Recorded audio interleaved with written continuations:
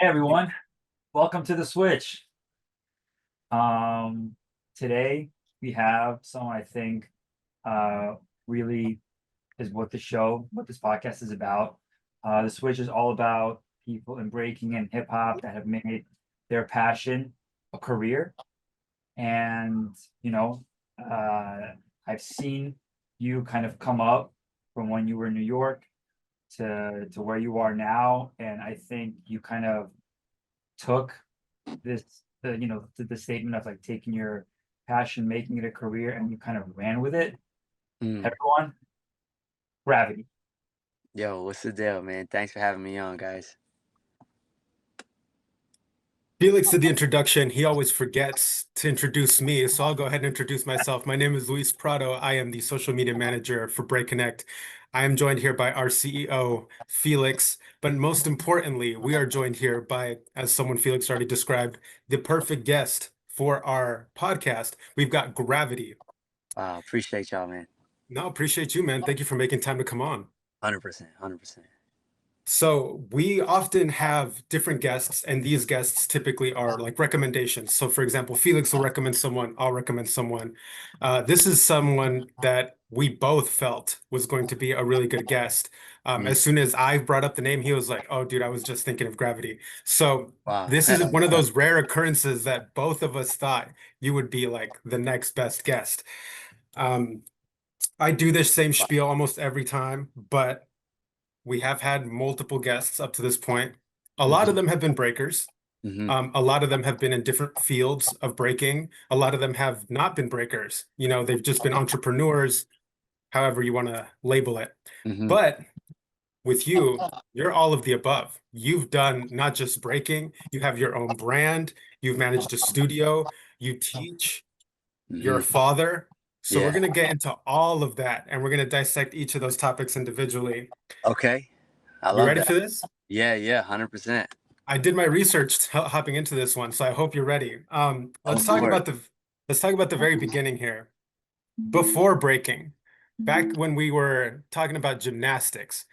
So you started in gymnastics before you hopped into breaking. Yeah. When and if I got this right, if I did my research correct, you're really good at gymnastics. You were in your teens and you were at some point considering pursuing a career in gymnastics. Yeah. What was that experience like, and what about breaking attracted you to jump over into this side? That's a good question. That's a good question. Gymnastics was something that I did because I was like born into it. Like my mom did it, my dad did it. My high school gymnastics coach coached my mom and my dad. Wow. Mm, And so, like I was known as little Miguel in the stroller, you know? And so when I was younger, man, I just wanted to be like my dad, and one day I wanted to perform with him, and he said no, not unless I had a back handspring. So I went and I taught myself how to do a back handspring in a corner. I like landed on my head, landed on my hands on a mat, but I finally got it. I went up to him and I told him I had it, right? And he was like, "No way, you don't got it." And I was like, "I got it, I got it, I got it." I'll never forget this, dude. I was young, bro, like fucking 5 years old. Um, and it was a big crowd. It was like an exhibition, and I wanted to get down with him. And he was like, "Go ahead," in front of everybody. He's like, put me on blast. And I freaking did back handsprings all the way down, like no stop.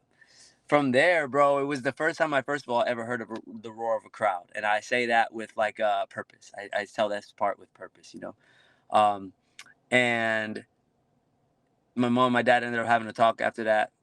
They brought me to where my dad trained and coached, and they asked if I would want to join the team, like if I wanted to take it serious. And I was like, yeah, let's do it. Had no clue what that really meant. You know what I'm saying? Like, had mm, no clue what that really meant. But my mom and my dad told me, like, hey, man, like, this for real. Like, you're going to do this. It's got to be serious. And I said, okay. And that was the start of it, bro. I was about almost 6 years old, bro. And I started Wow. competitive gymnastics on a team. Everybody on my team was a little bit older than me, and my coach's name was Igor. He was from Ukraine, and bro, the dude would smack my legs. He would freaking pushed me to like the limits. He's the one who taught me everything. Like my dad didn't teach me anything in gymnastics. He just inspired me to do it. My coach Igor put so much work into me, bro. He taught me everything I know physically in my life. Like, you know?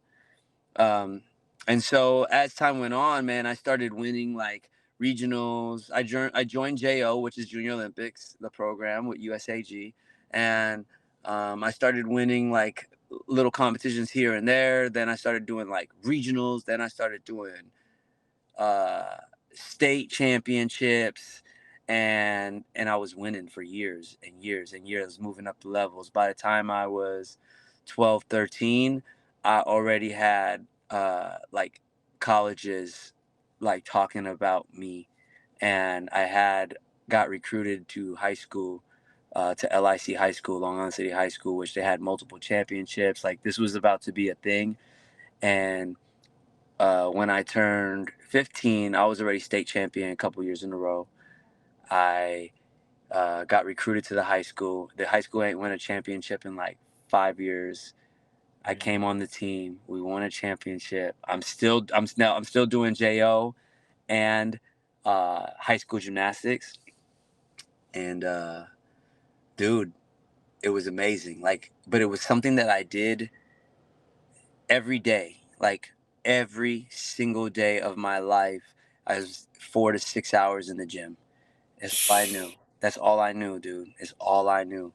And then one year I got kicked out of class because I became like quite arrogant. Like I wouldn't listen to my coach. Things came really easy, and he suspended me for the summer for disobeying him in front of like the team. He suspended me for the summer, bro, and I thought my shit was over. This is before, like, that was a big part of my. This is like when I was younger too. So like I started to like hang out a little bit because I got kicked out of the gym. I was hanging out.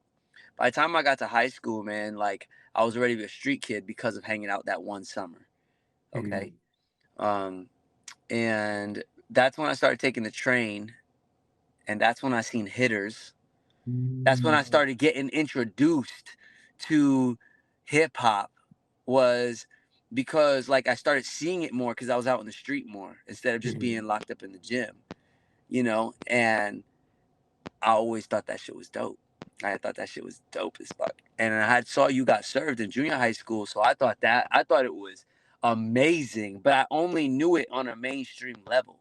Word. You know, I didn't know what that shit was. I just knew it was dope. I didn't even know it was called breaking. It was just dance. It was choreo. It was dance. And I knew I could be the guy on that squad that did those moves.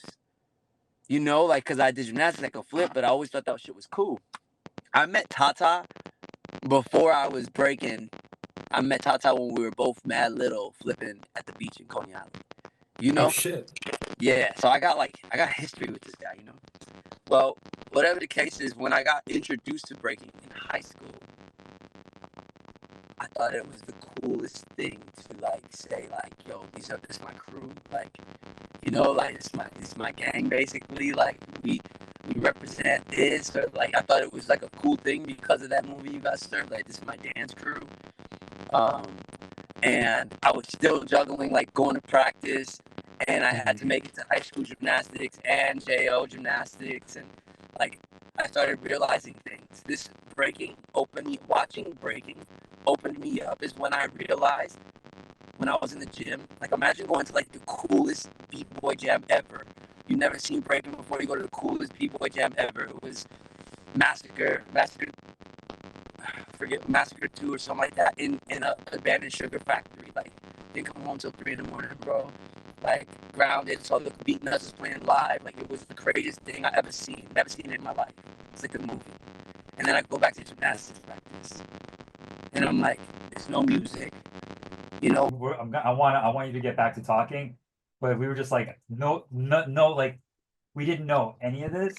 Oh. Hearing it is so fascinating because no, it really is though, because like, wow, because you acted out and your coach was like, you're off for the summer, you discovered breaking and hip hop. Yeah, Okay. I discovered the street. No, it's going back. The static is going back. All right, I have one more idea. I have a second phone. I'll call you right back. Okay. I think he might be holding it in such a way that like they're static. Because I feel like he's doing this, right? Yeah. And like without a stand, like the bottom of the foot, or it could like be his speakers just really fuzzy or whatever, his mic.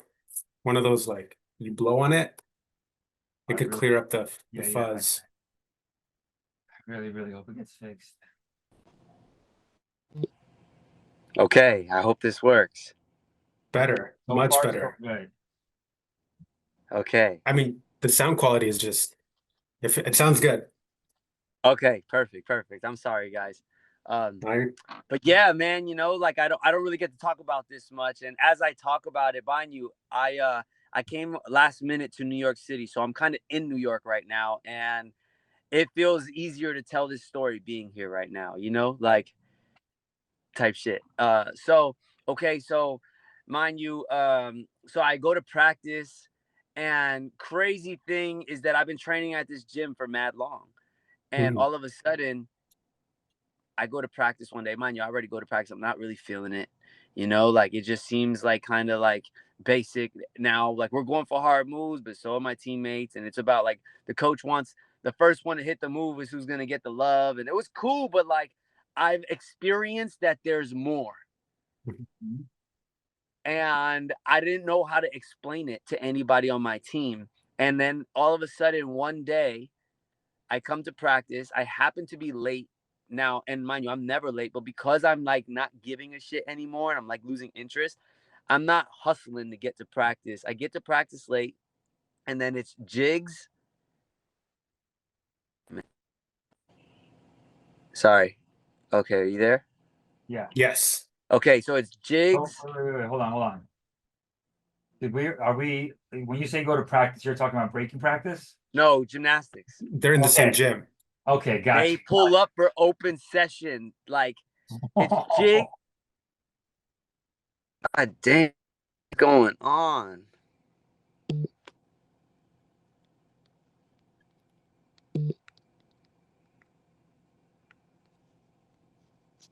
What is going?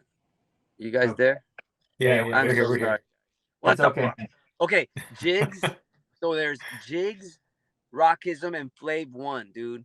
And I'm like watching these guys hit flares and windmills and like elbow tracks, and I'm like standing under the rings waiting, and I look, and my coach is like, "Yo, if you're gonna be distracted, go take a walk."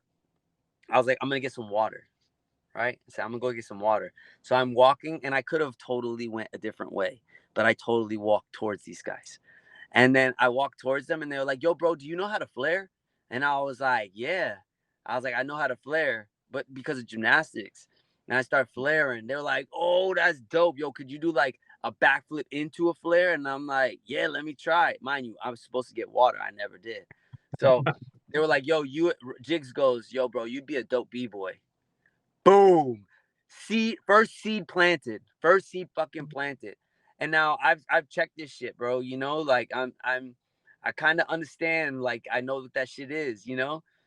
And whatever the case is, bro, I end up meeting the twin, like I end up practicing more with the twins. I go to motherfucking like Forest Hills for the first time to practice, and I see Jigs there, and I'm like, "Yo," he's like, "Yo, what you doing here?" I was like, "Bro, I'm breaking, bro," and he's like, "Yo, that's dope," and like that was Supreme Beings always gave me warm welcome, like they always treated me really cool. Like Joe Bananas taught me how to do the real one hand air flare.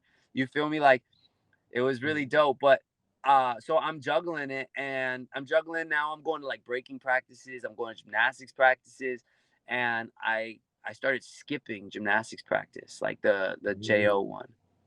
And my mom was just like, my mom went to pick me up one day early. She didn't, I'd normally take the train. She decided to take off work and pick me up, and I wasn't there. My coach was like, "Bro, I haven't seen him in like weeks." And my mom, I go home, my mom's there. I get home late like I would normally from practice. And she was like, "Where were you?"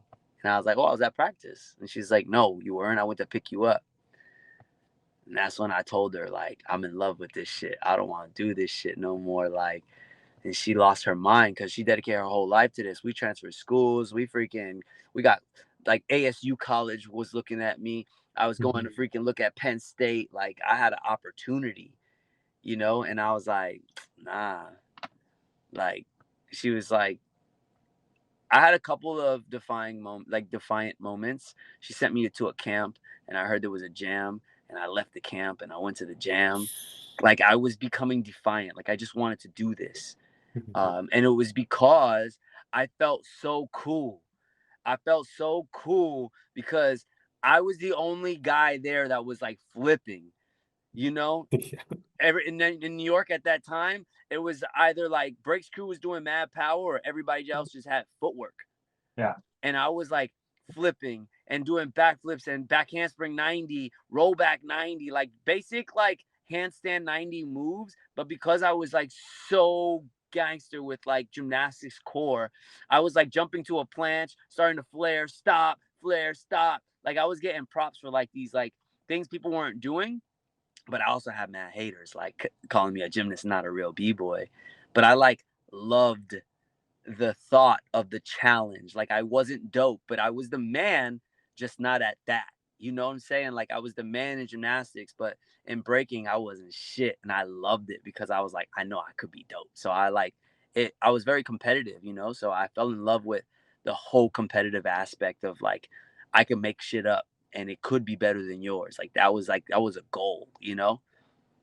Man, you So know what's crazy about that? You're already jumping to my next point because you came up in a time where high flying breaking didn't necessarily have a face. Like people could do high flying moves and power yeah. moves, but there was no face to that. There was no like, this is the guy that is like the face of this style. And over time, you've become that. That's what it is. Mm, You've become that. But for you to get to where you were today, you probably had to swim through a lot of situations where people were questioning the validity of what you were throwing out, right? yeah. And now you're already touching on it, but what was it like for you to develop this style that had not really existed yet at the time, where you're mixing high flying like gymnastics moves with actual breaking? Like, what were some of the challenges, and what is like a moment that stands out to you where you were like, damn, like, should I continue down this route or should I just like fall back into what is already known as traditional breaking? Yeah. Wow. I've never been asked that. Wow. Man, because I was so hungry, I would challenge everybody. And I was told that. When I started like rocking with dynamic rockers, they were really pushing me to battle people, whether you were from here or not. I met Dynamic and they had beef with Supreme. Like that's how I met it. And I met them and that's how I was introduced to. And that's how Kid Glide would make like point to people and like call them out. Like, and it was like sicking your dog on somebody, dude, because I was like this hungry kid that was only doing like power. And it sucked, man, because people made fun of me. You know, they really made fun of me. And although I still had to be tough, it was still a 2-hour train ride home that I was like with my own thought thinking how whack I Right. was. Even though I didn't want to show anybody, I was getting shitted on a lot, dude. And, you know, to be honest, I felt like it took a while for people to accept that what I was doing was just as hard as you holding like drilling head spins. Like it wasn't head spins, it wasn't 90s. There were flips into power, transitions that were like that was crazy, but like that's not breaking, Right. Yeah. you know? And it was like really hard. Like, you know, I'll be quite honest, if I can just uh like if I can just let like be super straightforward, like just I don't care what anybody thinks. So I feel like it was so easy to vote against me because I wasn't my style wasn't understood. It wasn't understood to how hard it was. Like I lost to backspin 90 one time, and I like it's around and it's like backspin 90 and like cool, that's a dope combo. But my man, I just twisted into the air, landed, hit a freeze on beat, and like that shit is way harder, you know. But it was like it's not breaking. But I grew when I was around dynamic rockers, it was about the dynamic movement. Like that back handspring, let me tell you something. So that back handspring pop into windmill that I do is from flip rock, like the original flip rock from dynamic rockers. He didn't do it like me, but I did it like him. you know, like Papa Glide from Dynamic was like, yo, Flip Rock from the crew used to do a back handspring and then jump into a windmill. And then we were at a spring floor gym in Maryland, and Papa Glide told me like, yo, go as high as you can, bro. Just pop. And I fucking ended up twisting, turning, and diving into that windmill. And that came from the thought of like a OG original head doing movement like that. But Dynamic wasn't the one that was famous. It was Rocksteady. So the traditional style is what traveled the world, leaving Hmm. behind a certain dynamic. And I was like one of the first people to really embody that shit because I could. Now that doesn't mean I heard that there was a b-boy that did a double backflip. I heard about it, you know.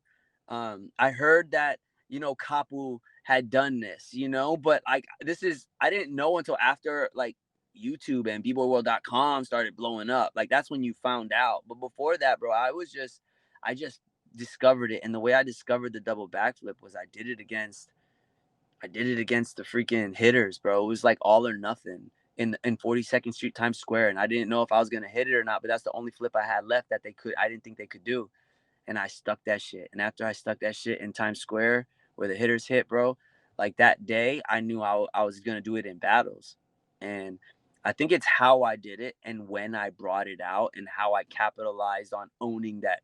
Yeah, I am a gymnast. That is why I think I became the face of like that style at that time. Like if I can think about what made gravity different than other people that flip like Nagin and such and such. And I think it's because I like really owned that I was a gymnast. Like I accepted, like, if you don't think I'm a real B-boy, like, fuck it. Like I'll just be a gymnast. So that's no longer insult to me. It's actually like, yeah, recognize where all of this come from. Like recognize where all of this started.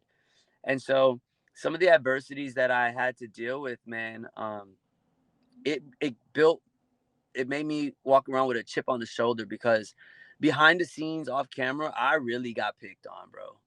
Like I really got picked on for being different. And I saw it on other people. Like there was other B-boys like Chorito, Gun. There's other B-boys that had just this awkward style of breaking, but they embodied that. Isaiah, you know, like these weird, abstract, monstrous movement guys. They were being called not real b-boys, and it was because if you don't, you know, people are afraid of what they don't understand. But as a kid, I didn't understand this thought process. As a kid, I just thought everybody hated me, and so I was an asshole to everybody, you know. Um, so yeah, man, those are, and I think a major adversity was like the ego, understanding that I can't let the ego have more power Right. than the mind, you know. Yeah.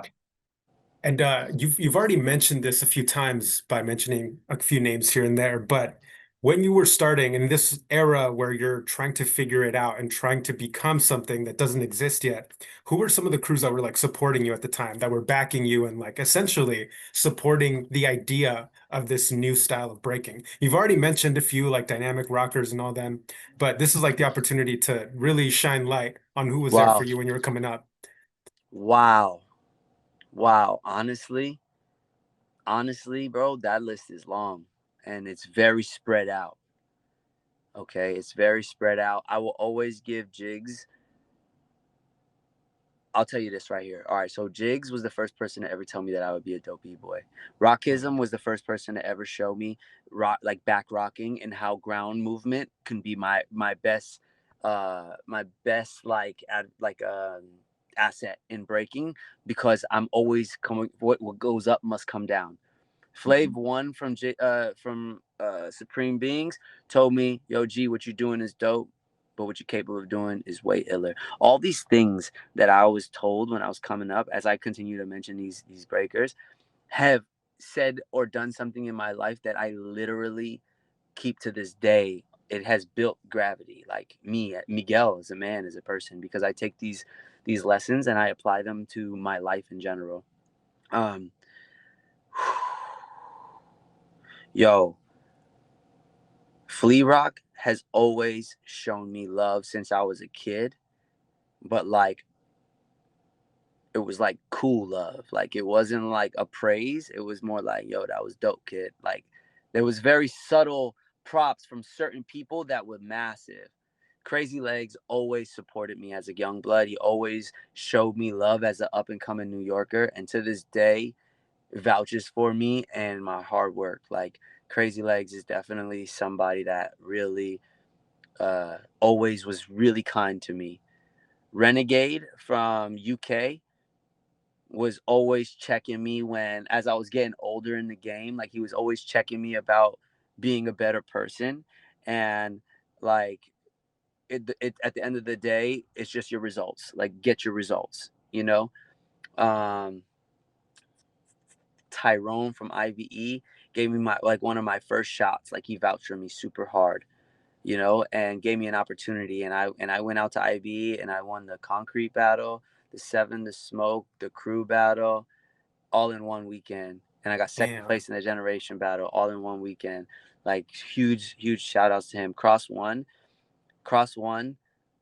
hooks me up. Him and Polo hook me up when I go to freestyle session because I have a big family. Like and when I say they hook me up, like they make sure my family is good. They make sure everybody's got a front row seat. They make sure the kids is okay. They got people watch like, yo, grab, just so you know, I saw Bam go this way. Like cross one. Like I'm just mentioning things that have just been advantageous to allow me to perform better. Yeah. B-boy Moy, obviously, he was the first person to tell me like, yo, you always be one decision away from losing everything. You know, that's a big one. Kareem, one time I was really down in life, and Kareem told me, he told me, yo, don't ever forget, like you are literally one of the best in the world. And first of all, it's Kareem, right? I don't know if we realize his accolades and the amount of time and what he's innovated and how he's innovated. And he told me that I like he considers me an innovator in this. It like these things allow you to keep going because yo man, sometimes it's a sad journey when you're an artist. You're so tough. You're so hard on yourself, you know, and it's it's a really it's a really hard journey when you strive for like top. I want to be cream of the crop. And some people think that that doesn't exist. Like that's not real, but it really is for you, for a part of you, you know? Um, so that's one person. Zeku continuously treats me so good and is a great conversation and friendly reminder. Little Rock is amazing because he really treats my son so ill. You know, Ronnie, Ronnie has always, although I'm monster, Ronnie has never ever made me feel like I'm monster. Like he's in breaking it's really hard because it's a Red Bull world, you know, and almost every event has a Red Bull behind it, and it's been very clear of like the discrimination and in my world of it, and Ronnie has never made me feel that type of energy.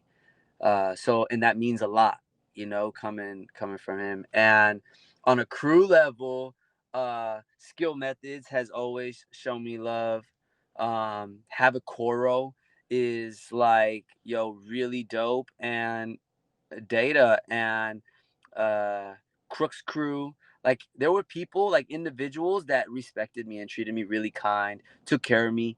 B-boy Hannibal let me stay with him years ago, like so I can go practice in Philly. And and Of course. yeah, Lino, like Uncle Lino. Like you're talking about. It's crazy because I think about how many people were whack in the scene to me. It don't amount to the type of love that I got sometimes from some of the OGs and amazing people in the scene. And Yeah. I have done some things, bro, that have caused the scene to turn on me or judge me or put a picture on me for whatever mistakes that I've made in the past. And there's people in the scene that have told me to keep my head up and keep pushing, and we see the change and the growth and things of that nature. So I'm grateful for a lot of these dudes, even Chaotic Blaze, Jess Skills. Like I'm trying to think of ladies too that are Trinity, Integrity. Like these people are they make me feel valued in the scene. Yeah. This is a long list. Yo, I told you. I'm sorry. No, no, it's all good. I'm That's all good. blessed. It's a And good there's list. more, you know? Okay, so then to that point, so like I'm actually curious about this one specific question. So I was in New York when you were coming up. Like I'm more or less like from New York, and a lot of people don't really know that. Like I used to practice at Union Square. That's where I first saw you. Like back in like 2004, 14th Street. 5. Yeah, No, 14th no. Street. Oh, 17th Street practice. Yeah. I say Union Square because that's where I would always get off, and then I'd Yeah, yeah, walk yeah, yeah. to the community center. But yeah, so in the early days, what were the crews that you were coming up with? Because I know you said dynamic, but I feel like there was another crew beside like were you with Five Crew? Yeah, so I started Five Crew. That's okay. That's what I was. Yes, I that's started what I was trying to Five like get Crew, at. but we used to rock with Foot Clan and Merlin. Oh man, I remember him too. Yeah, yeah. Merlin's the first person to show me Top Rock. Shit. Seriously, He was like, bro, nah, we can't be out there like that, bro. This is Top Rock. And he put me on. it's funny. I remember, and this is the thing. Like I always kind of like skated under everybody's radar. Um, you know, just that's how it happened. But I Mm-hmm. remember Merlin specifically from Union Square, from like the actual like I just remember going there in the summertime, and that's where all the breakers would be. And yeah, I just remember like having a vivid memory of like That's the Merlin first place I did the double back on hard floor onto a mat. To in like, Union Square. Damn. huh? Yeah, no, Oh, at 17th Street practice. oh yeah. Okay, got it. Yeah, that's what's Crazy. up. Man, one of the greatest things about this is that I feel like the way that I thought this conversation was going to go is going the exact way that I thought, especially because you're Fire. touching on these points right before I get to them. But I think it's very understated. One of the things you just mentioned here, it is a Red Bull world in the world of breaking. And that has become the case maybe because they jumped in first, whatever, right? We've had plenty of Red Bull people on the show. They've already explained their side of things. But what is very understated is that Monster has a very strong group in Monster Energy Breakers, right? And you were amongst the first to be Yeah. signed to Red Bull. And The you, monster. sorry, yeah, Monster. You were one of the first to be signed to Monster. And this is to my next point. When you talk about that, you have to understand, like you've already mentioned, it's a Red Bull world. It has been since you first signed to Monster. Mm-hmm. And in that understanding of that situation, it's very much similar to how you were coming up in a fundamental breaking world with a high flying style. You've always been one to stray the path and create your own journey. And when you signed to Monster, it's an exact example of that. Mm-hmm. What did that mean to you for a brand like Monster to take a chance on you to be one of the first under their brand to represent breaking? Yo, so I signed with Monster in 2014. Before that, let's just say a few years before that, 2010, I went to BC1. I started going to IBE. I went to Shell's Battle Pro. I started traveling the world. Okay, from like 2010, no, 2009. I started in 2006. I started traveling the world by 2009. So, like being flown out, like not traveling on my dime to go check out a jam. Like I was at that time, if you got flown out, you were that dude, you know? Like that Yeah. was a thing. Like getting flown out now is not as hard as it used to be. And I started traveling the world, and I was a kid still. Like in my mind, I was playing Tony Hawk Pro Skater, things of this Yeah. nature, and the B-boy game on PSP, where you could, like, bro, you could be Crazy Legs and fight for New York. Like I'm thinking, I'm seeing this, and my mind is like, yo, I want to be in a video game. I want to be in a movie.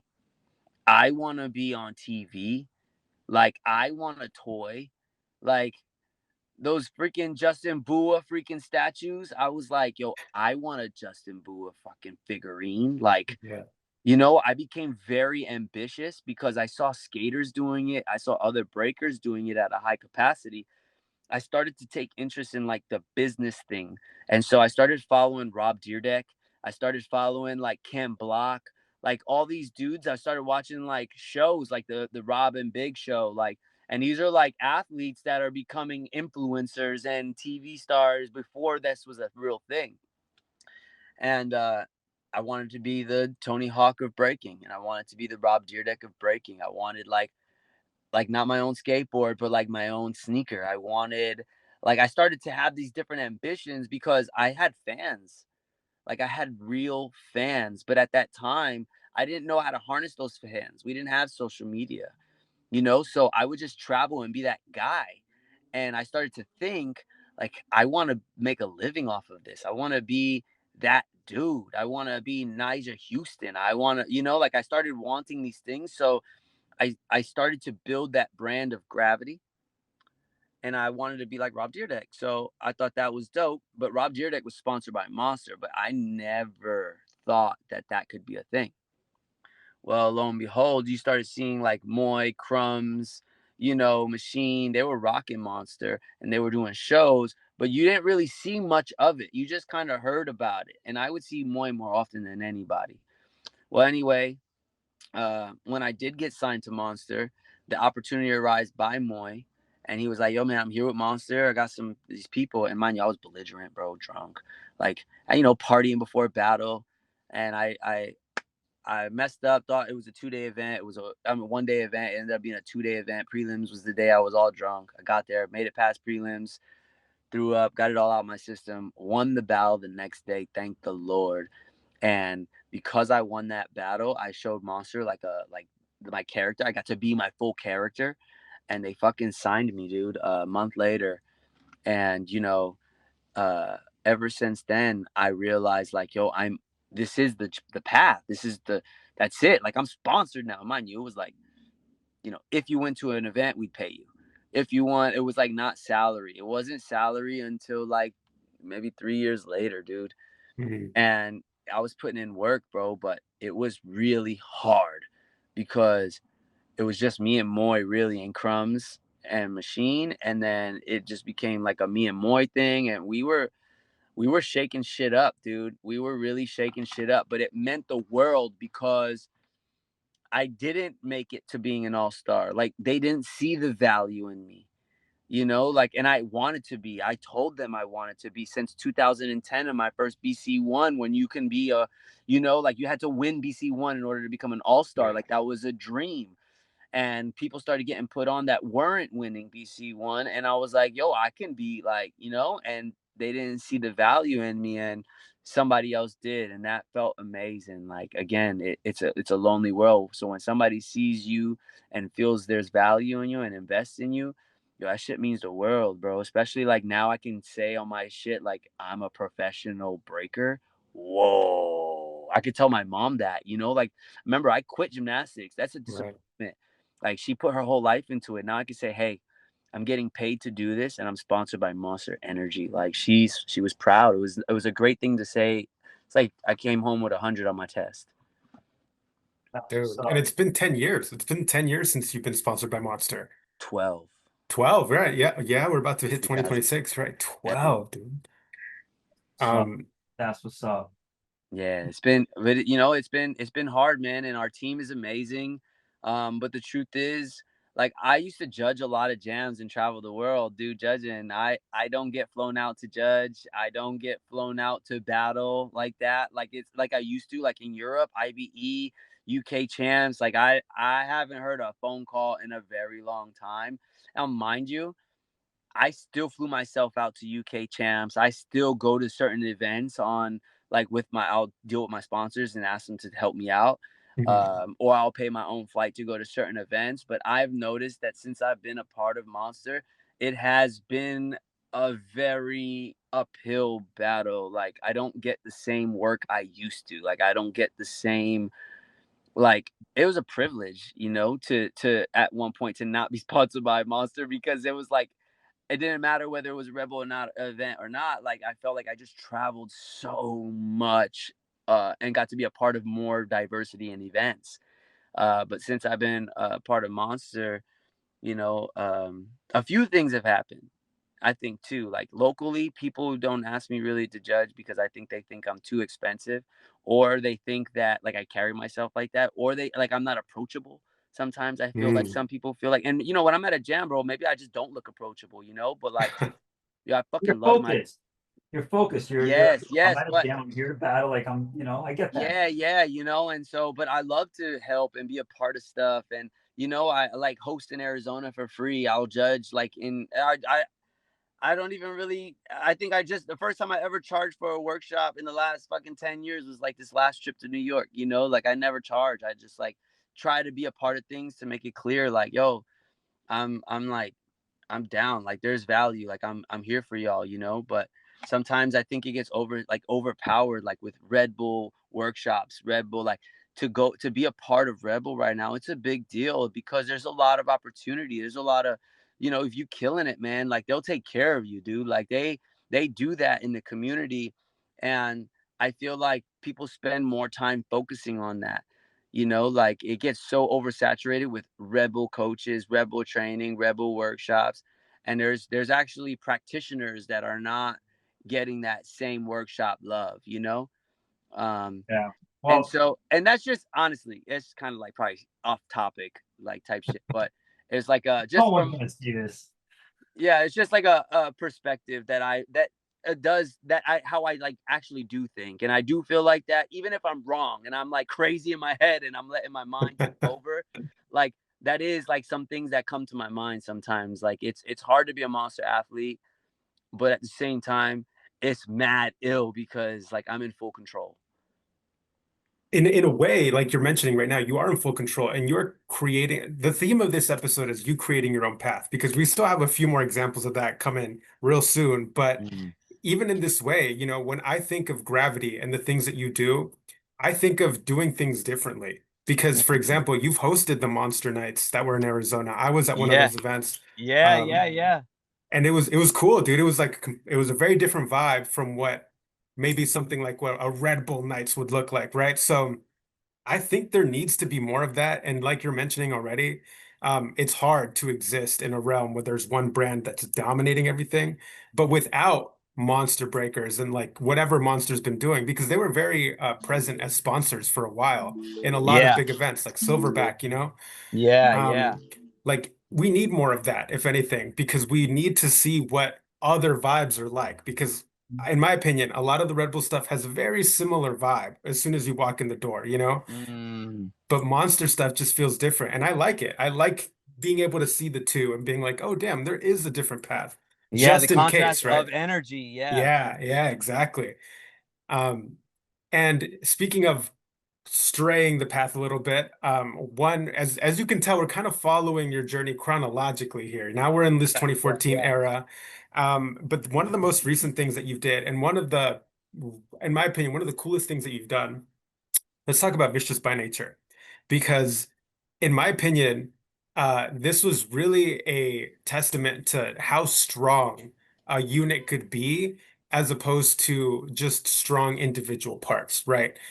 You started Vicious by Nature a few years ago, and y'all took the scene by storm. I know the squad that you started with looks a little bit different, but ultimately the idea, in my opinion, was we're going to come out as a devoted squad with intention, and we're going to prove to the world Mhm. that, like, yo, we can start this shit from scratch and we can dominate. And you did that. And yeah, I remember Yes. when y'all came out in like all the camo, the ghillie suit, some of the like it was a crew. It wasn't a team. It wasn't just like, oh, we're the best in our Yeah. city. Let's all get together. Let's win some shit. No, man, it was very cultivated. It was very intentional. What was your thought process behind Vicious by Nature, and how did you go about selecting the people that you had for the squad? Yo, first of all, thank you for shining light on my crew, man. They're really hardworking individuals, and I'll be honest, man. Mace and Maddox, I was teaching them when they were like 3 and 4 years old for years. Okay, I've been with them since they were babies, Mhm. literally. Fresco, I've known him since he's 12 years old. Ramirez since he's 12 years old. These were all my students. Melissa was like she had came from Belarus with another girl, and they were going everywhere, and they were always mad cool, and we was always kicking it. And like Vicious by Nature basically was like people that were in Be Easy, like people that were in my life at a certain point in time that made a big impact, and they were like from different circles and groups. And I called everybody in a meeting and I asked them, like, you know, if we can meet. Everybody said yeah. And I told them what I wanted to do. And I said, I want to take over. My dream is to go to Battle of the Year with my crew. Like, that's my dream. Uh, and I think we can do it as a team, as a crew, as a family. And, you know, the crew got together. We invested in each other. We crushed it. We killed it. And it just had it, and even still to this day, you know, we got Machina down, we got Data and Rose, you know, like we have Pesto, like the way we all meet each other is what determines the crew. The skill is not there because I already expressed and lived winning a jam with a bunch of dope people. But if I could win a jam with people that have had an impact in my life, like that's why I do this. And so that's what Vicious by Nature is, man. And it's a blessing, man, because man, we've come a long way. We've made an impact as a crew in multiple seasons. Like I feel like with different groups because unfortunately, like we don't have the same members anymore, you know, like any other crew. It sometimes it's just a self-imploding thing after too much and you know life is just life be life and bro, you know, so Yeah, it just real. and everybody really does experience life differently, and so how everybody handles things in life is going to be different. And you know, if you can't get on the same page, like it could really just be a self-imploding thing that really doesn't mean the end of the world. It just means the end of an era, and it's okay to rebuild. And so like that's what we've had to do, and it's been amazing, bro. We won skills talk with like the littles in our crew, and whether it's controversial or not, right? Breaking will always be a controversial thing. It's dope to experience that with a group of people that you told can do it, Yeah, and then they put the effort in to do it. You know, like right. the shit is Dude, ill. it is. And one of the things that I think is really cool is there was a Red Bull event that had a qualifier, and you and Data qualified for that event. And in my opinion, when I saw that, because I was watching, I was like, dude, like that's crazy. Seeing this on the screen in a realm where I think like the qualifier was hard the day before, by the way. Like I saw some of the names that were in that bracket to make it to that point, in my opinion, is just a testament to like, yo, like I'm devoted to building with my people. And Yes, whether we win or lose, like as long as I'm doing it with them, that's all that matters. Like that's already a win. yes. And you feel that energy from whenever you all pull up, you know, and I like seeing that. We don't get enough of that energy anymore Mm, in the scene. So it's really cool to see you do that. And I mean, we don't have to talk about it too extensively, but how was that specific experience like when you and Data qualified for dude, dude, the it you know, was yeah. It was war, bro. It was like, first of all, that's the first time in my career that I ever beat Rocks right, which he always beats me. He always gets me because he's fucking, yo, he just gets it, bro. He just knows how to do what he does. And because I'm like a rowdy, rah-rah person, Rock's right, don't back down. So if you give him that energy, you gotta be careful how you battle him because if you're not nice to him, he could snap. And I learned that over time. So I didn't like, it was like, and he's known to like not mess up. Like he understands. And so when we got him, man, it was huge for me. It was huge for me. And you know, we really worked our butts off, but our big thing is about just being present. Like that's me and Dada's big thing is just about being present. Like F the noise, dude. Like let's just go off. Like go till you got nothing left. And when we made it through, it was huge because that was the biggest thing Dada has ever done. Like as far as like high level competition. And yo, side note, I heard that somebody somebody ran to like when we made it through, they ran to John Jay and was like, yo, Gravity and Data made it through, and said, and his response was don't worry, we'll give him somebody hard like should get kicks in Easton first round. Like, yo, that's that That's shit, bro. And anyway, I think I don't hate it. I That's just like the know it's weirdest compliment, or not a compliment, but that's like a backhanded compliment, I guess, in a yeah, weird way. bro. Like It's they're like like they were so afraid of you like yes, going yes. past it. They're like, we got to knock him out. like Yes. put our best after him kind of thing. Yes, yes, you know, and it was like from a it's like from a trusted source, like a homie that was like couldn't wait to tell us what he just heard because he was proud, hype, and at the same time he was like, that's messed up, you know, like, That's tough. but you know, but it's like, yo, it's like, give me the plate. I'll finish the meal. You know, like give me the plate. Yeah. Like that's how I see it. Like go ahead, like F it. Like at the end of the day, I'm gonna see you at some point in time. I'd rather see you in the beginning when I have my best stuff. And I'm not really always about the win. When I knew that was gonna be the start, I was like, oh bro. I told Data, I said, no matter win, lose, or draw, bro, we're going viral after this. Like that's what we're gonna do. We're gonna make sure that the world sees we fought for this. And that's what we did, and we won. Like for us, we won because of that, you know, like those are titans, and to battle Yeah. titans as a new crew with your homie that nobody knows who he is, like bro, that's a big deal, you know, like. And so to do that was legend, man, with him. And since then, you know, I mean, it's created so much momentum for us as friends, as a crew. It made the rest of the crew believe that they can do it, you know, like it did something beautiful for us, but we earned it. We worked for it, you know. It was, we trained for it. We went and spent money to travel and be training with each other on like a monthly basis. Like we invest in the goal. What, no matter the outcome, we invest. Man, I love to hear that too, because you, as you mentioned it already, you know, like doing it with someone that might not have the same reputation as you, might not have the same history, or might not be so mainstream as you. I think that's ultimately the coolest part about what you could possibly do as Gravity. And it's Hmm. happening, and not just like with Data, your son too, right? Like you're Mm. introducing some people to a higher level of competition and holding them to a standard that you know that they can meet. Um, you, as I've mentioned at the very beginning of the intro here, you are a father. Hmm. I know that we did a project recently where, you know, your son was in the spotlight.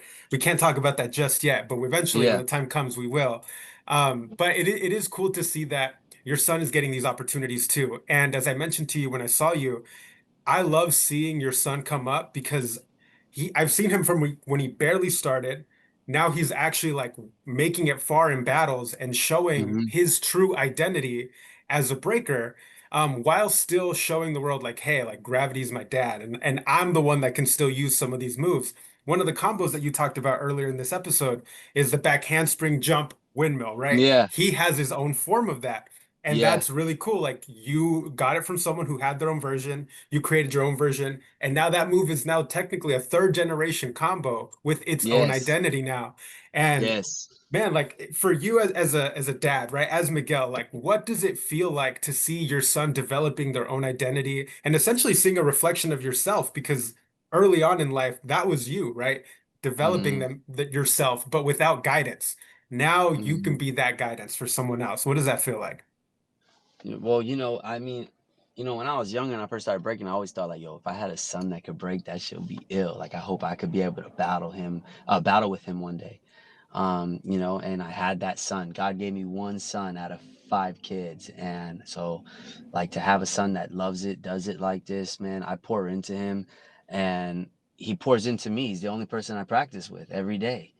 It's just me, him, and my daughters in the garage. And some are working out, some are practicing, some are coloring while we're in there. Like it's just us locked in the garage for a couple hours a day. And being in there with my son, man, it's like constant. You know, when you have one of those constructive practices where you're helping each other out, giving each other Yeah. ideas, so on and so forth. That's me and him. It's a constructive practice. He like gets it. So he's very receiving, man. And he's difficult. He's also like he can be lazy sometimes and doesn't like to be pushed. But it's only when I'm working with him, you know? And so it's like that father coach shit, you know, that you deal with. And we constantly are tweaking the boundaries.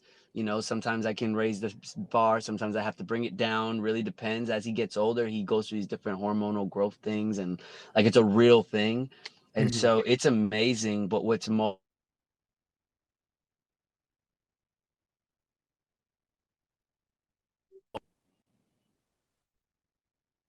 Row. sorry, Luis, are you there? Yeah, I'm here. I'm Yeah, here. we're still here. Yeah. So what's most amazing is that I can do it with him. You know, what's most amazing is that I watch him and he's on his own 2 feet now. And I seen all the years of us working in the house together and me not pushing him too hard, me giving him a little harder, and, you know, like pulling and pushing since he was like 2, 3 years old to see what it's become. It's crazy, man, because there's days at practice where, yo, I can't keep up with him. And he does not perform the way he does at practice in battles. He's still learning. Like, I don't let him go to every battle. If you notice, like, he didn't do AAU, he doesn't do youth breaking championships. Like, I think I've seen a lot of kids in the last 20 years give up because they just were put in the spotlight too much. They knew the pressure is heavy, bro. You know, it's Yeah. really heavy. And, you know, in our culture, we don't teach our kids to push past it. Eventually, when they quit, you just let them quit. Like in China, they don't let them quit. You're in it. It's done. It's Mhm. what you chose. You're in it, and they learn that perseverance. You know, in the U.S., we get a little spoiled. You know, and we give up. We try something new, and that's okay. Like we embody that here, and you know, we seen Jalen, Lil Demon, who finally is back out there crushing it. You know, Yeah. there's Neo. Like there's so many kids that came up like B girl Simi, you know, like you think about the girls and the kids from Europe that you don't see anymore. Like how many kids started that were phenoms? Very few stay, and it's because they get shoved into this. So that's one of my biggest fears, to push my son too hard. Like you don't have to go to every battle, bro. Let's pick 2, 3 battles a year on one, 2, 3 battles a year on some crew shit. And you know, throughout the year, you decide what you really want to commit to, and then we go. And I let him decide, dude. You know, I let him decide, and you know, it's been very advantageous for us. But he does not have the same experience in battles like the rest of the kids. They have more battle experience than him, you Yeah. know. Yeah. But right now I'm okay with that because right now we're looking at like 16, 17, 18. Like that's where at that age we don't want you to come out too early. There's expectations, there's all these things that I've learned through my journey. Like dude, I did not belong traveling when I first started traveling. Like I was not good enough. I just had the double back and everybody just wanted to see the double back. I didn't realize that I just wasn't ready. Like imagine if it was like I came out 5 years later, you know, Mm. like Yeah. whoa, I'd I be get you. way more developed. And you know, it was too easy because it was I didn't come out that. Remember, I started in 2006. I started traveling the world in 2009. You talking about 3 years of breaking, bro? That's terrible. You know, like you're Yeah. still so beginner, and there's still so much you don't have. And so I didn't, you know, ego driven. I just thought I was like, yeah, I'm the man, not realizing how much I still had to learn. And I can teach that patience to my son, and be very strategic about when he comes out and shines, you know. And it's like every time he comes out, I want him to be better. I want him to have something new. I want him to feel fresh and not feel Yeah. like he's doing the same moves. Like I'm very strategic with him because I'm on like the long train, you know, like I'm cross country right now, not next stop, you know. And so I really believe in that philosophy of when it comes to this like breaking. Yeah. Man. You really approach this from, again, a different perspective than a lot of parents. You know, you see the common break parent nowadays is just like, oh, there's a competition this weekend. You're there, son. You're there. And it's like, okay, you know, great. They're getting all those reps in. But as you mentioned, we've seen it so many times. At some point, it's too much too soon. And every parent takes Correct. that, you know, that own decision on their own accord. But it's refreshing to hear someone say, like, hey, like, there's always going to be jams. You can look ahead 10 years. There's probably going to be 3 jams a month, just like there is today. There's no Mm-hmm. need to rush that, especially when you're still developing, right? You're still Mm-hmm. eventually going to be at that same level, but it's just going to come at a slower path. I really appreciate that. One of the cool aspects about your relationship with your son is that you're one of the very few break parents that is still in their peak. You can still go out there and win a jam at an international level tomorrow. Not a lot of break parents Appreciate are it. like that, you know, like it's really interesting to see that because you are willingly taking time out of being like a world caliber talent to also develop someone that you know will eventually be the future, right? What kind of milestones do you hope to accomplish while you're still in this phase of like competitive peak and also developing my son? Man, first of all, you know, with love, I was told during the Olympic process, you know, Cracker Jacks told me, and this is with love, even though it sucks to hear, but it was like with love, you know, Cracker Jacks told me like, hey, Grav, you know, you really putting a lot of time into your son. You really need to be focusing on yourself. Like that's going to be a problem for you, you know, like, and I understood what he was saying, but at the same time, my response was, it's non-negotiable. You know, I hope to see my son on the same team as me one day with Monster. I hope to see my son like find the joy in breaking in the long term. I really long to see my son accomplish more than being a champion, but considered like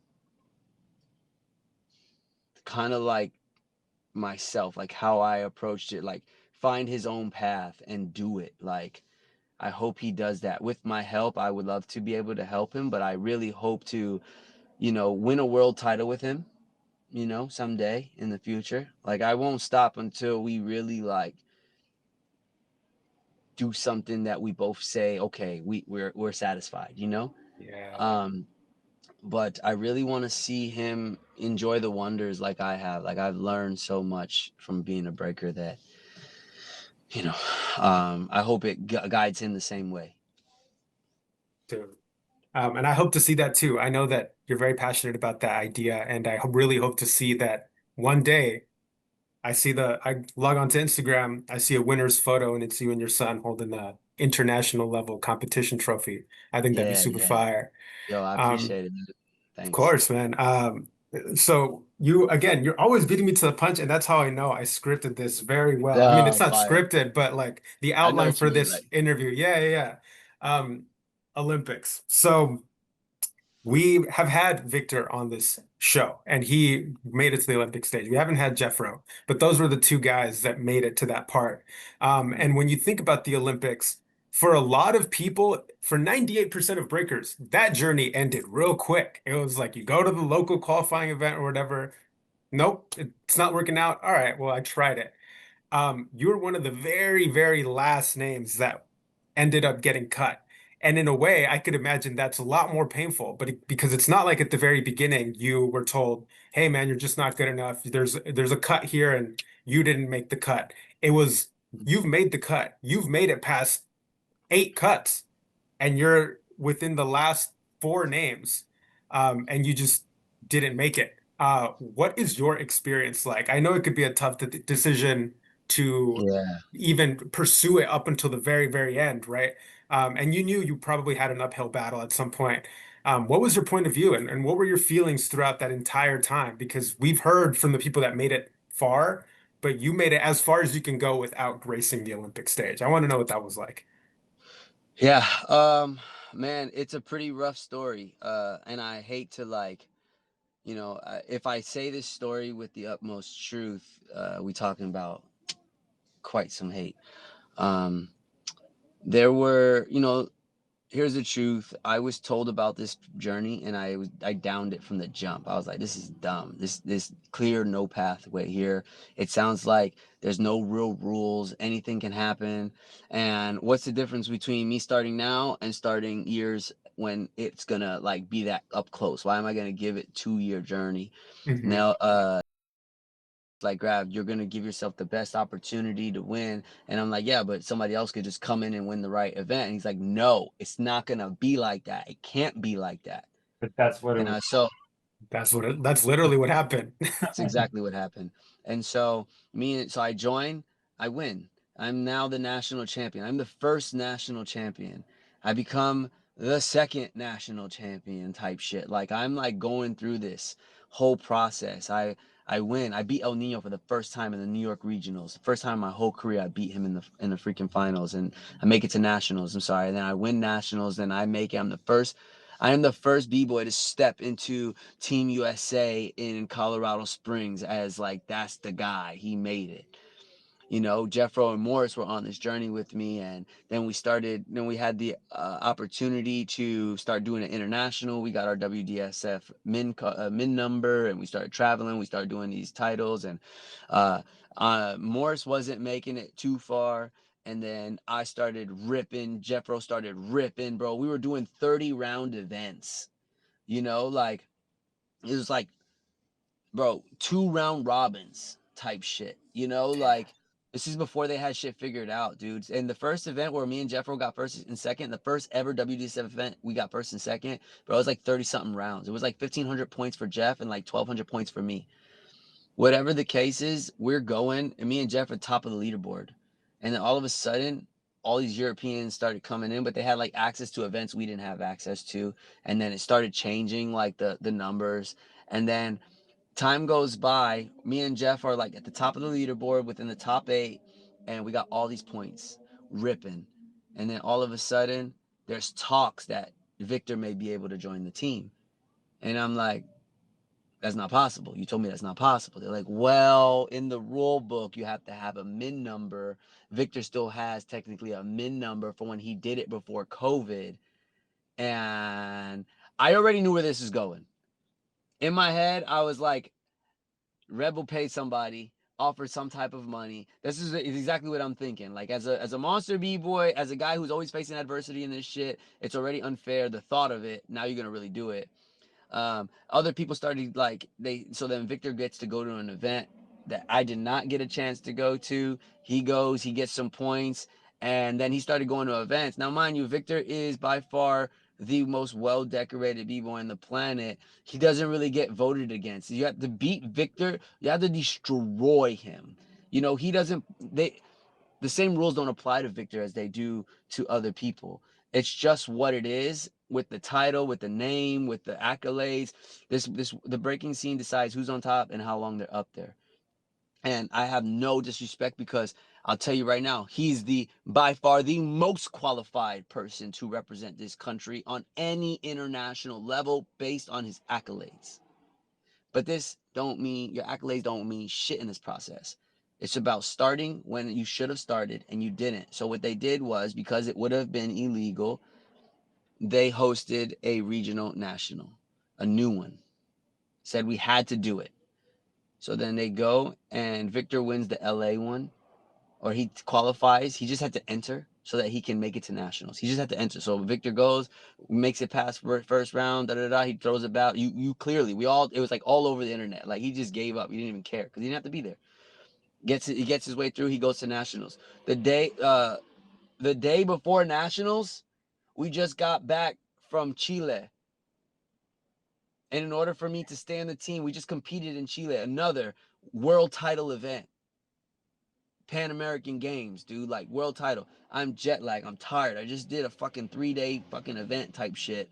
Like I'm dead tired. I have to show up to nationals. I lose first round to Marcus. Jeffro loses first round too. Victor versus Zeku in the finals. Victor makes it. He's now on Team USA officially. You put us through hell battling every weekend and then forcing us to do a nationals after we're like top 5 in the world. You're making us redo all of this. You know what I'm saying? Like managing Victor throughout this whole thing. And yo, look, again, that's illegal. But at the same time, who's to hate? Like you can't hate on these people. Like now you're a hater if you do that, you know? And it's like snitches get stitches and breaking type shit. You can't do that. And I can say it now because it doesn't matter anymore, right? Whether you like it or not, it already happened. It's done, and the medals have been dispersed. So Victor's on it, and because he won nationals that year, he qualified to go to the World Games, and if he won, he would get a direct invite to Paris. My man bypassed the whole Olympic process in 4 events, which I said I didn't want to join because somebody else could come and do that. Could not happen. So this happened. Now, mind you, Jeffro's ahead of me by a few points. I'm trailing, but now Victor is going to Worlds. And I predicted the whole bracket, exactly how it was going to go. He ends up winning. I said, well, now it's between me and Jeffro. Because before it was like me and Jeffro are going. We're guaranteed. I got sponsored by Reebok because of that. You know? Mhm. Victor's now going to the Olympics. It's me and Jeff fighting for it. We went from being super tight during this process to very distant. And I think created that, you know what I'm saying? But it is what it is.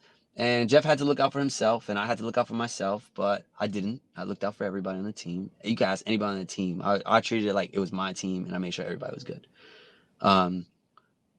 Then you got it boils down to trials.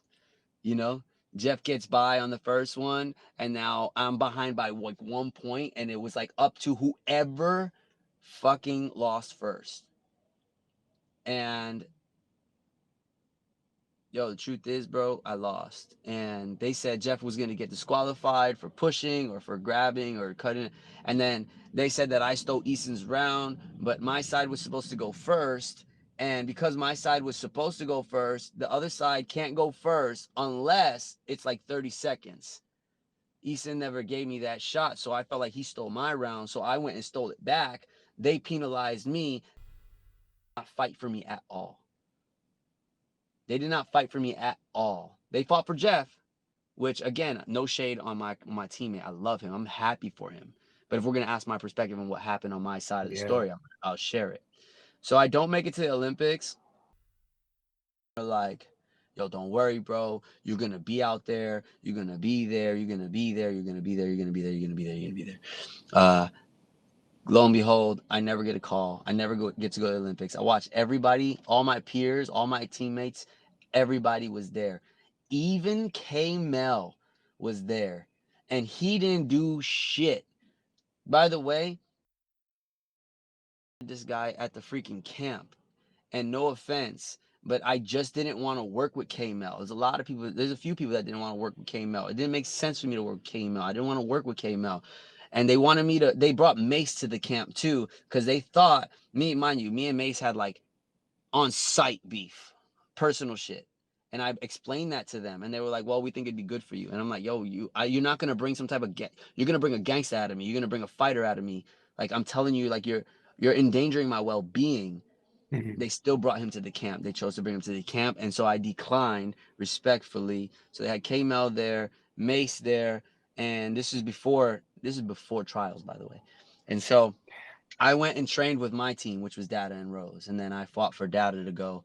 There's over $240,000 that got dedicated to the team, and we did not get to see a lot.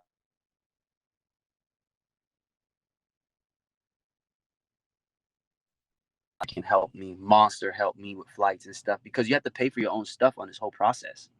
Oh shit. You know, it's like this was not easy. Like it didn't matter, even if you were dope, bro. If you didn't have a sponsor or you didn't have help, it was hard to do this.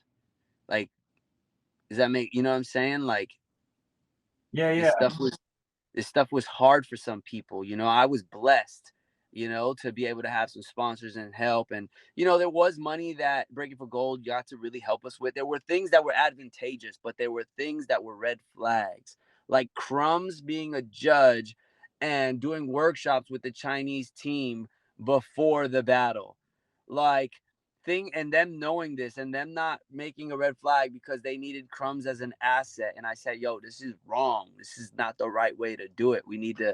It was so much drama that I couldn't focus on just being an athlete because there was so many things that were like red flags for me that I personally thought, in my opinion, whether I'm crazy overthinking it or people think that I'm bugging, that was my perspective, how I saw it, what I thought. These things were red flags for me. So I had a lot on my mind. And when I couldn't go to the Olympics, Rainen was told that I didn't want to show up. I didn't want to go. And so they were like, damn, like he didn't want to be here. That wasn't true. I just never got a call. I was told I didn't get a call. I never got to go. And that was my dream since I was a kid to go to the Olympics. That's the closest I've ever been. You know, like it broke me as a human being. It broke me as a breaker. It broke me as an artist. I wanted to give up. I lost purpose. Like, what am I without this opportunity? Like, my whole life was dedicated to this. I thought I was gonna give this to my parents. Like there was so many things that ran through my mind as a human. Nobody checked up on me. And it sucked, bro, because on social media, it's my job to like post amazing content and kill it and Mhm. crush it and do these things. I didn't know how to be not gravity. And after the Olympics, I realized that like I was okay with Miguel. And I learned that I became unstoppable physically. Like I was able to keep up with the Easons and the Shiget kicks, even if it was 1 round, 2 rounds. Those are impossible guys. You know what I'm Mhm. saying? Like these are impossible guys. I became the most monstrous version of myself on a b-boy level that I found power in that. And that's something that pulled me out. But I was in a dark place, man, for a long time. I was really upset, bro. Like I'm human like anybody else. These things really do affect me like they would anybody else. And it was heartbreaking. But I watched the Olympics. I rooted for Victor. I rooted for Jeffro, and I was screaming for them because I wanted to see them win, regardless if I was there or not. I was happy for them. I was making predictions. I was like, if this person doesn't beat him, he's winning the whole thing. Fuck, if this person beats him, and then like it was a real thing, and I really wanted to see these guys win. I'm happy that Victor got podium because like at the end of the day, who knows what he's going through or what anybody's going through. And these moments are there for them for a reason. Like it's not about what we want. It's about what we get. And I understand that. And that's why I never really ranted and raved about this. And I still don't consider this a rant and rave. I'm just sharing like my perspective from what my brain can actually facilitate at that capacity, like with my own emotional intelligence. This is how I viewed it. Not saying anybody was wrong or anything during this process. I'm sure people were doing the best that they thought that they could do for the situation at hand. No, I mean, Yeah. this is still really good to hear just because, to your point, we don't hear this. We don't hear it from like the other side, like Mm. Luis's point when we, did this podcast with Victor, it's more or less it's like you hear like, oh, this is the happy story. This is the best case, more or less like kind of like the best case scenario. Hmm. But it's really interesting. It's kind of like and this is not saying you're the villain, but like when actors get paid to do a role, like you're the villain, the actor always says, it's actually kind of fun to play the villain. It's like there's something more interesting about that to play the villain. Mm. And not saying you're the villain, but what I'm saying is you're the other side of that coin of, you got so close. Yeah, it felt. That's like It was a that. point when Jeffro lost at trials where I was like, oh my god, all I have to do is beat this one guy. Like I really believe, like, oh my god, like I can do this. This is it right here. Um, and when the battle happened the way it did, I was like, fucking A, dude. Like I was like, god damn, dude. Like, Oh, like you're the comeback story. yeah, Saying you're on the comeback because listen, like I'm not like worried about Victor. I don't think like you're beating the comeback man. He's a come down or anything like that. That's not what it is. yeah, yeah. But like I'm seeing what you're doing. Like you're throwing like this massive event for the kids. You're traveling. You're still doing your thing. It's kind of like this was a moment, a devastating moment, but a Hmm. moment that you get to overcome. Like, Yeah. and it's weird to say it like that, but yeah, you get to be devastated, and then you get to overcome that devastation and be like, as you said, be the better version of yourself than you were before. I've learned that I never thrive being a part of the hype. Um, and be like the Olympics was the hype, and find more I find more value in the things that I'm building now. Like I find more value. I'm grateful for the lessons, but like a lot of the times, like the things that I like to do, I kind of like to do something left. Like I like that stuff. And sometimes when you do something that everybody else is doing, you're not really in control of that. And like anything can happen based on however somebody else may be feeling. And I like to do some of the things that I'm doing, like, and be in control of it because I'm in control of like the genuineness, like, of Mhm. whatever is happening, and I can't blame anybody else but myself when it goes on to it. You know, when there's other chefs in the kitchen, it's easy to point the finger and it's really harder to look inward. And when I do these things, I could really, you know, I do look inward a lot, you know, like I do self-reflect, but I really enjoy, like, what if this nonprofit that I created could one day be the national governing body, and I could really be like something for these kids and make sure that they get the best experience possible. But in the meantime, there's still stuff already happening, like, and I have to just mind my business. You know, I kind of downplayed the AAU a little bit with some trauma from the Olympic process because I seen the same people being a part of the thing that my son loves the most.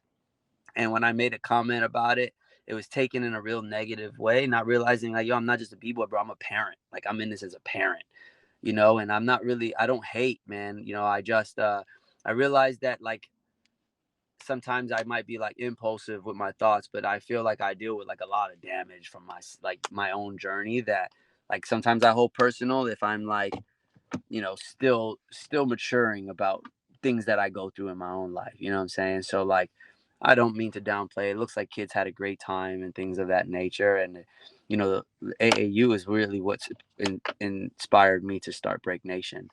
And so it's been amazing, man. We've really done some amazing things, and it's really exciting to bring something new and to stand by my own beliefs. And, you know, I just want to continue the journey. Like, I strayed away. I want to go to the Olympics, do all these things, but Rob Deerdeck and Tony Hawk, they did amazing things for the youth, and their legacy was dope from the things that they created. But what makes them so ill is the value that they added to skating, and that's what I've learned I really want to focus on.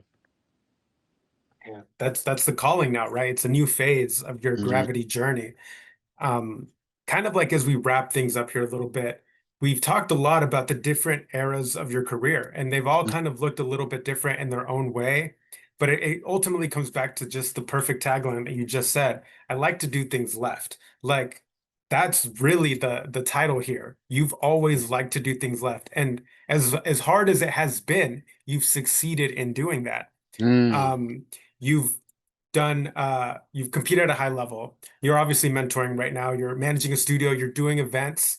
You know, you've done a clothing brand, even you have a podcast, you do high level content on your social media. You do it all, man. Like, Thank at you, bro. what point did you realize like this was going to be the path for you? At what point did you make the switch to being like full-time gravity? Which Yo, Twitch is fire. Honestly, when I got signed to Monster is when I started learning all of this shit. Like, it's been a journey to get here today, to be able to post the type of content, articulate the way I do, um, and just try to really, you know, you never know who's watching. So if something I do gets in front of the right eyes, I just want to make sure that the quality shows the quality of breaking. Like, breaking is so difficult, it's so talented, it's so amazing, it's so artistic, it's so crazy, it's so high flying. Like, I try to give that same dynamic content so that that's the energy people feel when they see breaking, so that they respect it, they love it, they're interested, they're intrigued by it. And I've learned that this is my thing, like what I really want to do once I got sponsored by Monster, because I really realized that, yo, I can do things that nobody else can. And like, I believe in myself, like, you know, I really believe it. And so I started doing whatever I can, you know, like, Monster doesn't post us the same way. It's a very different relationship than, like, oh, sorry guys, it's a very different relationship than, you know, I'm in my car, my bad guys, It's all good. and like, than like Red Bull is, you know, with their athletes. Like, and I am all about like building something. So I don't have Monster post to me every week. You know, I don't have a Monster event that I can go and judge and be on a big platform on a weekly basis, dude. I have to create my own platform, and as I continue to build, like, I have almost 100,000 followers on IG. These are arbitrary numbers. They don't mean anything. Who knows how many of them are real or fake or whatever, bots, whatever the fuck social media does in your life, like, whatever. Like, regardless, a lot of that comes from me being consistent with my own brand. and actually connecting with people and fans and stopping, taking pictures, talking to people, getting to know people. Like, this comes from me being like really invested, and I'm grateful for all that. But it was like nobody else was gonna build this for me, you know. So I have to, if I want to accomplish changing the way people view breaking and bringing like more value to breaking, I have to be that example when I go out and do whatever it is I'm doing, whether it's a show, hosting an event, a workshop, a podcast. uh it doesn't matter. I want to make sure that I know that this is going to live on some platform, multiple platforms.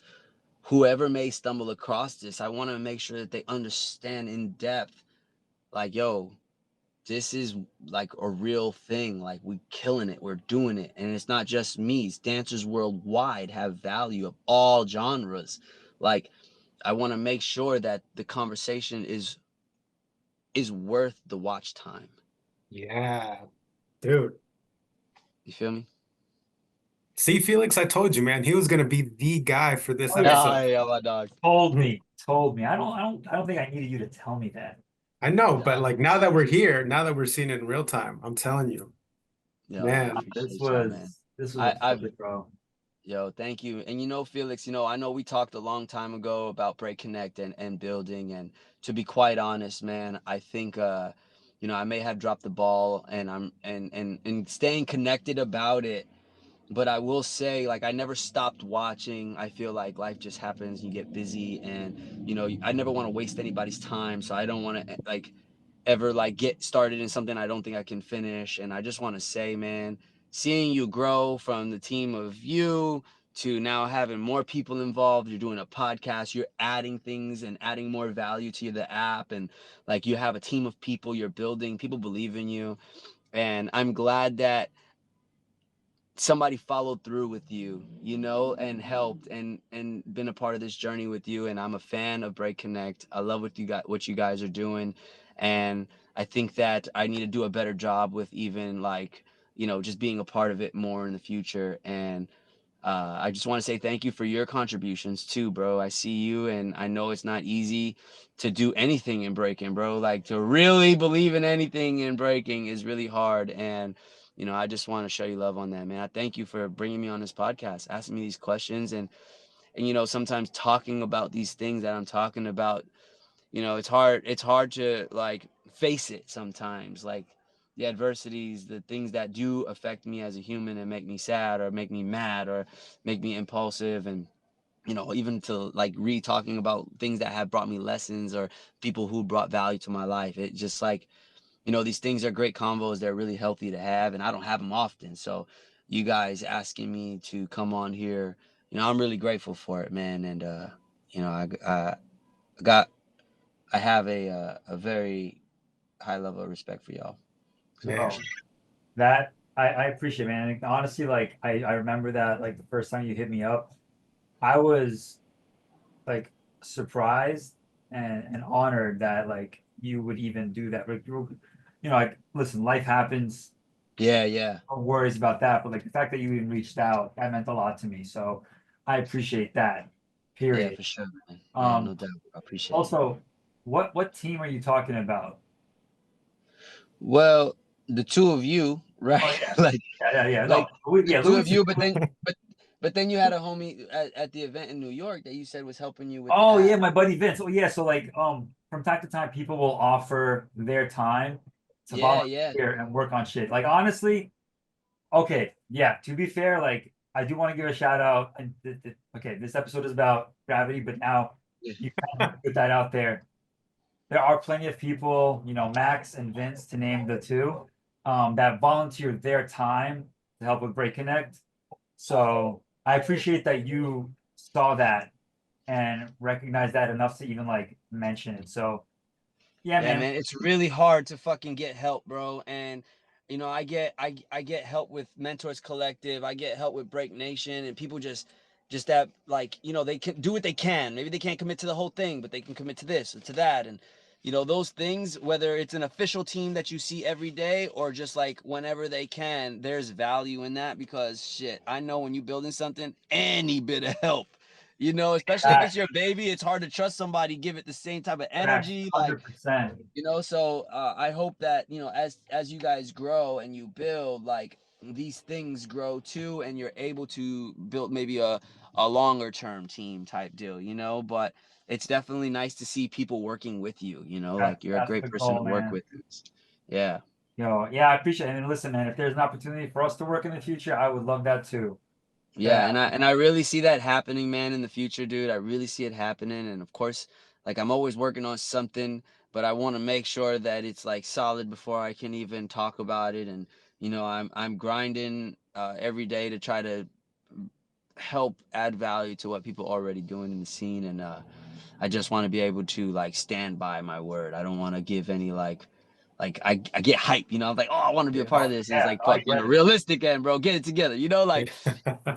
You know, so just like it's just, you know, just like anybody else, man. I'm just human. I'm just trying to fucking get it together, and you know, if there's something I can do in the future, you know, to help add value to one of your events or things of that nature, man, please feel free to shoot me a text or just give me a call. Um, I'm more tangible than people think. Oh, I know, Right. man. I appreciate it, bro. Yo, 100%.